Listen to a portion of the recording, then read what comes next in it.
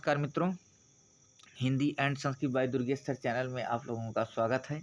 आइए आज हम सब आदिकाल का पढ़ रहे थे, तो आदिकाल में भाग 3 पढ़ेंगे। सिद्ध साहित्य से पढ़ना है, तो सिद्ध साहित्य आप स्क्रीन पर देख पा रहे होंगे, ना हो तो किताब लेकर के बैठें। देखिए, सिद्ध साहित्य में सरहपा को हिंदी का प्रथम कवि माना जाता है। ठीक, ये बात आप लोग जानते भी होंगे। इन्हें सरोज वज्र, राहुल भद्र आदि नामों से भी जाना जाता है। सिद्धों में सबसे पुराने सरहपाद हैं। सिद्धों ने बौद्ध धर्म के वज्रयान तत्व का प्रचार करने के लिए जो साहित्य जनभाषा में लिखा, वह हिंदी के सिद्ध साहित्य की सीमा में आता है। वज्रयान का केंद्र श्री पर्वत पर रहा। सहजयानियों की भाषा का नाम संध्या भाषा है। कुछ विद्वानों ने संध्या भाषा का अर्थ यह बताया है कि यह मेरी भाषा है, जिसमें संध्या के समान प्रकाश तथा अंधकार का मिश्रण है। ज्ञान की आलोक से उसकी सारी बातें स्पष्ट हो जाती हैं। कुछ विद्वानों ने संध्या भाषा का अर्थ अभिसंधि या अभिप्राय युक्त वाणी बताया है। पंडित विधुशेखर शास्त्री ने बताया कि मूल शब्द संध्या भाषा नहीं बल्कि संध्या भाषा रहा होगा। ठीक, तो पेज नंबर इस पे चलते हैं। 81 था ना, इसके बाद 82 पे चल रहे हैं हम सब।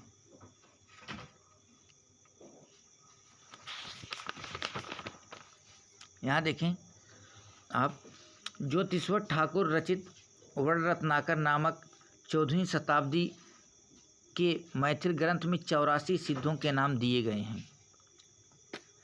सहजयानियों की संध्या भाषा का प्रभाव संत कवियों पर भी पड़ा और वे उलट वासियाँ लिखने लगीं। फिर से एक बार देखें, सहजयानियों की संध्या भाषा का प्रभाव संत कवियों पर भी पड़ा और वे उलट वासियाँ लिखने लगीं। लाइन इम्पॉर्टेंट है, याद रखिएगा। राहुल सांकृत्यायन ने सरहपाद का समय 769 ईस्वी स्थिर किया। विनय तोष भट्टाचार्य ने सरहपा का समय विक्रम संवत में 690 है, वैसे 633 ईस्वी स्थिर किया। इनके लिखे 32 ग्रंथ बताए जाते हैं, जिनमें दोहा कोश प्रसिद्ध है। 32 ग्रंथ बताए जाते हैं, लेकिन जिनमें दोहा कोश प्रसिद्ध है।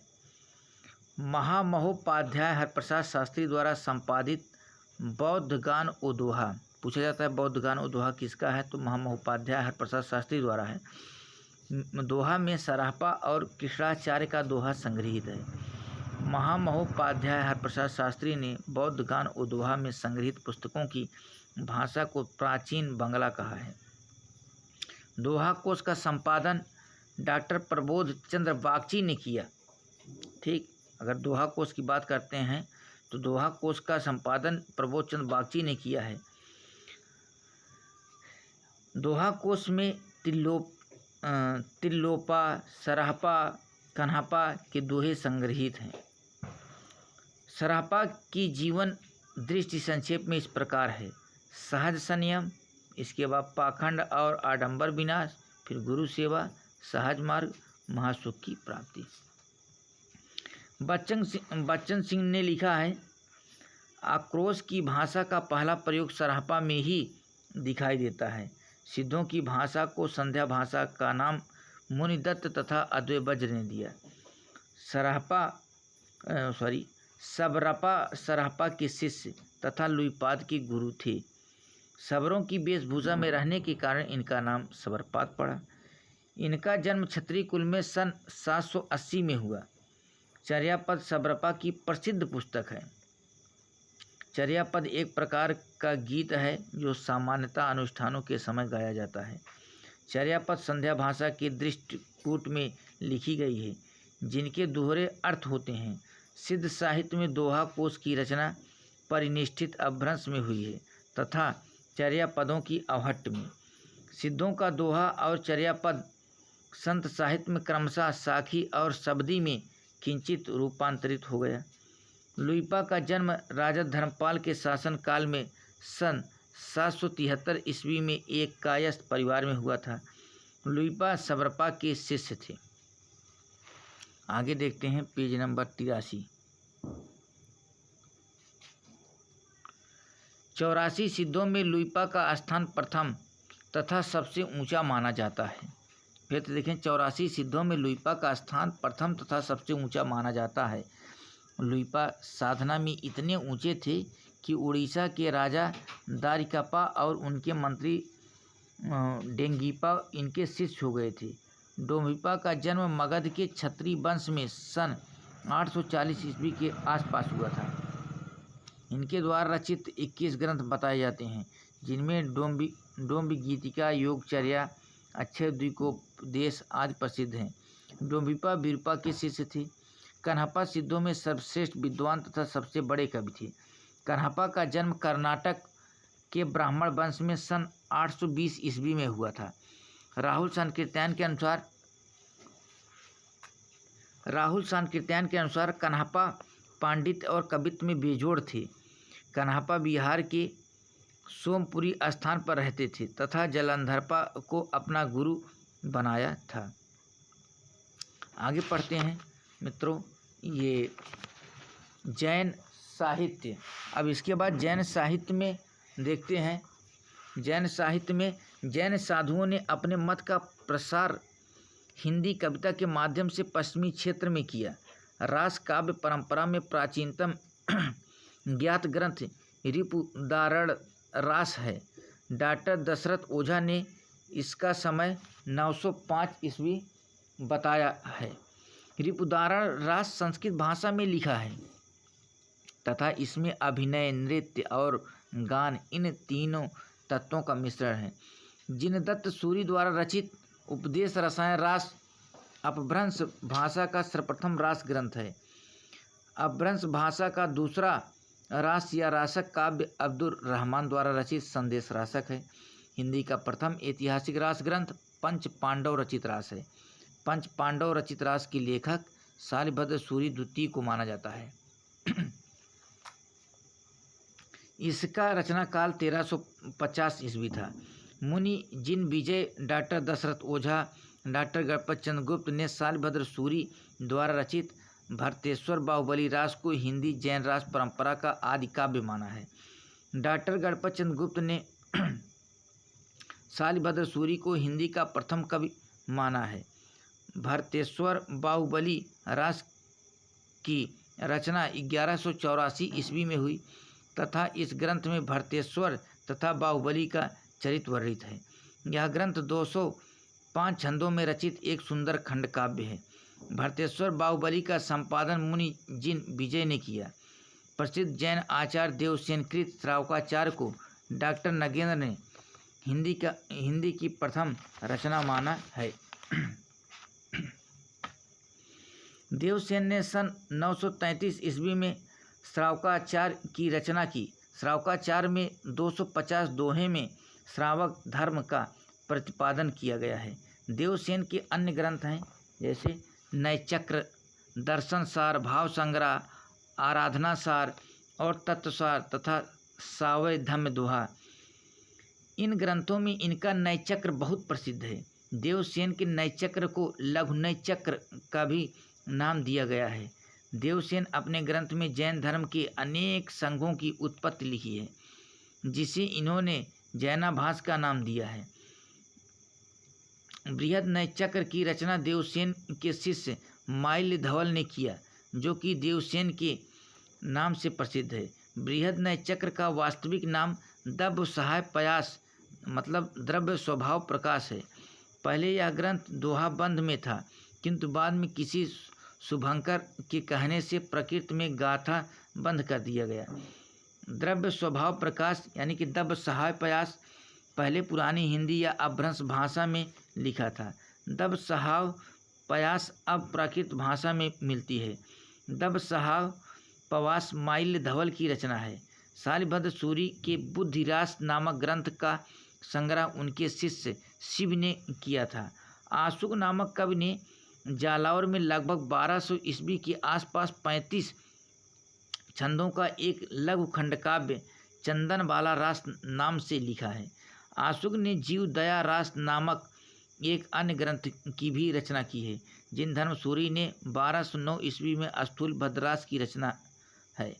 स्थूल भद्रास में रचयिता का नाम जिनधाम मिलता है, जो जिन धर्म का ही पर्याय समझा जाता है। विजय सेन सूरी ने रेवंत गिरिराज की रचना 1231 ईस्वी के आसपास किया। रेवंत गिरिराज में जैन तीर्थ रेवंत गिरि तथा तीर्थंकर नेमिनाथ की प्रतिमा के महत्व का प्रतिपादन ऐतिहासिक एवं पौराणिक इतिवृत्त तथा प्राकृतिक सौंदर्य के आधार पर किया गया है। रेवंत गिरिराज 4 कड़वकों में विभक्त है। रेवंत गिरिराज की ही भांति कवि पल्हड़ द्वारा रचित आबू रास 1232 ईस्वी में भी जैनियों के प्रसिद्ध स्थान आबू मंदिर का वर्णन किया गया है। मुनि सुमतिगढ़ ने नेमिनाथ रास में जैन तीर्थंकर नेमिनाथ के चरित्र का वर्णन अत्यंत संक्षेप में किया है। नेमिनाथ रास की रचना 1213 ईस्वी में हुई। इसमें 58 छंद है। चौपाई छंद में 12 मासा का वर्णन विनय चंद्र सूरी द्वारा रचित नेमिनाथ चौपाई से माना जाता है।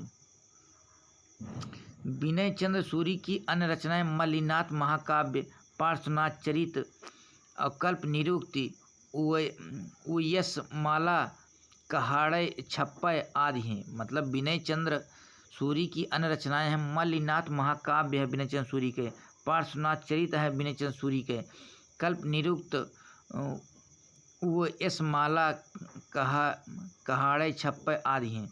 जैन रास परंपरा के अन्य कवि एवं काव्य प्रमुख कवि रचना प्रज्ञा तिलक, कछुली रास, दिल्हड़ गए, सुकमाल रास, सारमूर्ति, जिन, पदम सूरी, भट्टाभिषेक। देखिए रचना से पढ़ते हैं जय। अब इसके बाद आगे चलते हैं मित्रों, ये पेज नंबर जो है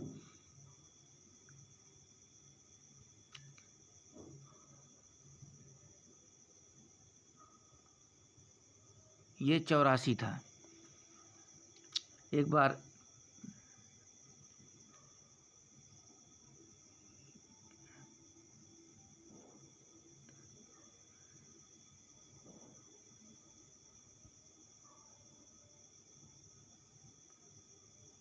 ये मुझे लग रहा है छूट गया क्या।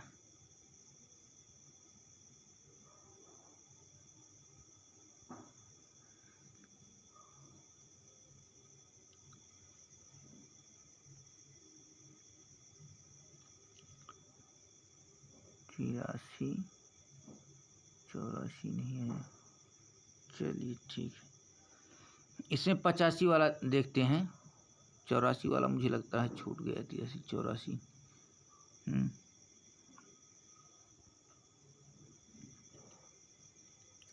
देखिए यहाँ नीचे से ऊपर से कछुली रास प्रज्ञा तिलक का है, गए सुकुमार रास दिलधड़ का है, और जिन पदम सूरी भट्टाभिषेक रास सारमूर्ति का है। चलिए इसको हम 84 पेज नंबर हम अगले उसमें एडजस्ट कर देंगे भाग 4 में, ठीक है ना। जय तिरुहड़ अभय देव सूरी का है, पुराण सार चंद्रमुनि का है, करकंडक चरी कनकामर मुनि का है, सुंदरसर चरी कवि अड़य नंदी का है, संघपटक जिनवल्लभ सूरी का, योगसार योगचंद्र मुनि का है, पदद्वार चाचर या काल स्वरूप कुशल एवयस रसायन उपदेश रसायन जिनदत्त सूरी का है, ललित बिस्तरा और धूर्ता ख्यान जसह चरी संबोधन प्रकार रेम चरी हरिभद्र का है, कुमारपाल प्रतिबोध सोम प्रभु सूरी का है, अस्थूल भद्र फागुजिन पदम सूरी का है, जम्बू स्वामी रासा धर्म सूरी का है, संघपति समरा रासा अम्ब देव सूरी का है, नेमिनाथ फाग राजशेखर सूरी का है। तो मित्रों यहाँ तक हुआ ना। इसके बाद थोड़ा सा है हम सब देख लेते हैं फागु काव्य। आदिकाल की रास परंपरा की ही भांति फागु काव्य परंपरा भी जैन कवियों की महत्वपूर्ण उपलब्धि है। फागु शब्द की व्युत्पत्ति संस्कृत के फल्गु यानी कि बसंत, प्राकृत के फागु और हिंदी के फाग से मानी गई है। फागु काव्य परंपरा का सर्वाधिक प्राचीन ग्रंथ जिन चंद सूरी द्वारा रचित जिन चंद सूरी फागु 1284 है। फागु काव्य का अर्थ है बसंत ऋतु का काव्य। जिन चंद सूरी में 25 छंद हैं। श्री स्थूलिभद्र फागु श्री स्थूलिभद्र फागु काव्य परंपरा का सर्वाधिक सुंदर काव्य है। श्री नेमिनाथ फागु की रचना राजशेखर सूरी ने किया। नेमिनाथ फागु की रचना राजशेखर सूरी ने किया। श्री नेमिनाथ फागु की रचना 1350 ईस्वी में हुई, जिसमें नेमिनाथ एवं राजुल के विवाह की घटना का चित्रण है। पूरा काव्य सिर्फ 27 छंदों में निबद्ध है। हाँ देखिए, पूरा काव्य सिर्फ 27 छंदों में निबद्ध है। बसंत विलास फाग संज्ञक अनेक रचनाएं मिलती हैं, जिनमें से एक 14वीं शती की तथा दूसरी 16वीं शती की है। डॉक्टर माता प्रसाद गुप्त ने परिश्रम पूर्वक बसंत विलास फाग का संपादन किया तथा इसका समय 13वीं शताब्दी है। माता प्रसाद गुप्त ने परिश्रम पूर्वक बसंत विलास फाग का संपादन किया, ठीक है ना। बसंत विलास फाग संज्ञक अनेक रचनाएं मिलती हैं, जिनमें से 14वीं शती दूसरी 16वीं शती मिलती है। बसंत विलास फाग 84 छंदों में रचित एक श्रृंगारिक काव्य है, जिसमें बसंत और स्त्रियों पर उसकी विलासपूर्ण प्रभाव का मनोहारी चित्रण है। अब इसके बाद जो है भाग 4 में हम सब नाथ साहित्य पढ़ेंगे। तो यहाँ तक भाग 3 जो है आदिकाल का समाप्त होता है। यदि वीडियो अच्छी लगे मित्रों तो सब्सक्राइब करिएगा, लाइक करिएगा। Thank you.